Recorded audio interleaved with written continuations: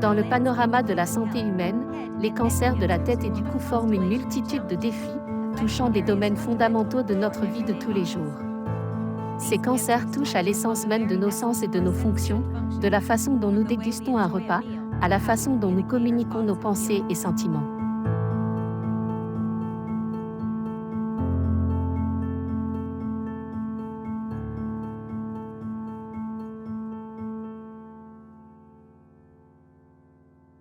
Historiquement occultés par l'absence de dépistage précoce, les cancers de la tête et du cou étaient souvent mal compris.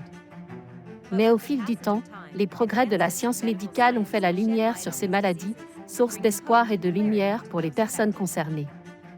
Ces cancers ne font pas de distinction et peuvent toucher des personnes de tout âge, mais ils ont tendance à être plus fréquents chez les adultes de plus de 50 ans.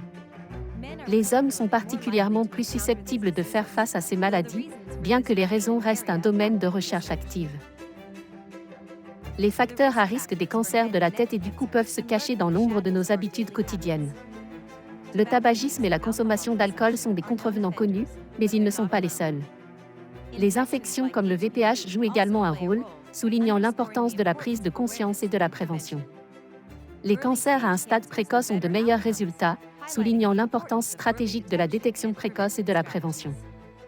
Ne pas fumer, modérer la consommation d'alcool et se faire vacciner contre le VPH sont tous des pas dans la bonne direction.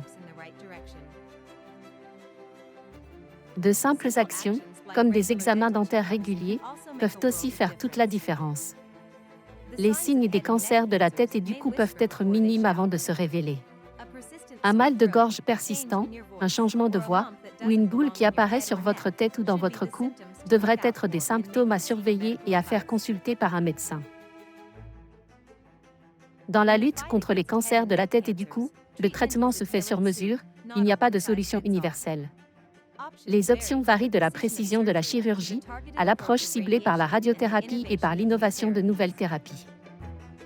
Chaque étape de la guérison devrait être soutenue par une équipe dédiée au bon rétablissement de la santé et de la qualité de vie du patient.